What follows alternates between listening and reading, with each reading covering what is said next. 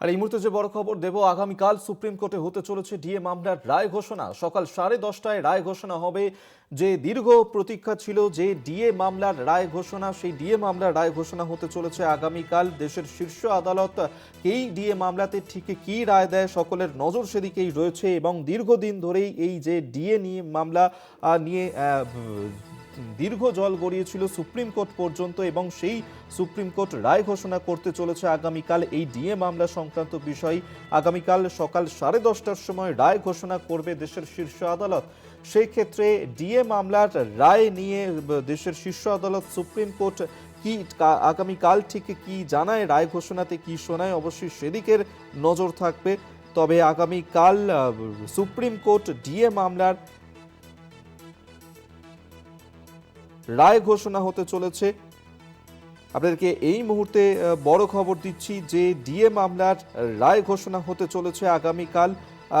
যে দাবি ছিল দীর্ঘদিন ধরেই এই ডিএ নিয়ে, এবং সেই ডিএ মামলার রায় ঘোষণা হতে চলেছে আগামীকাল। পীযূষ কান্তি নাগ আমাদের সঙ্গে টেলিফোনে রয়েছেন। প্রতিনিধি পীযূষ, সামনেই রয়েছে বিধানসভা নির্বাচন, আর তার আগে এবার আগামীকাল ডিএ মামলার রায় ঘোষণা করতে চলেছে শীর্ষ আদালত। পীযূষ, শোনা যাচ্ছে আমার কথা? সুপ্রিম কোর্টে ঘোষণা হতে চলেছে।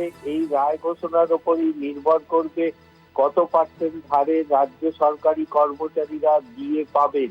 এর আগে কলকাতা হাইকোর্টের এই ডিএ সংক্রান্ত মামলায় রাজ্য সরকারি কর্মচারীদের পক্ষেই রায়দান করেছিলেন বিচারপতি হরিশ সেনন ও বিচারপতি রবীন্দ্রনাথ সামন্তের ডিভিশন বেঞ্চ।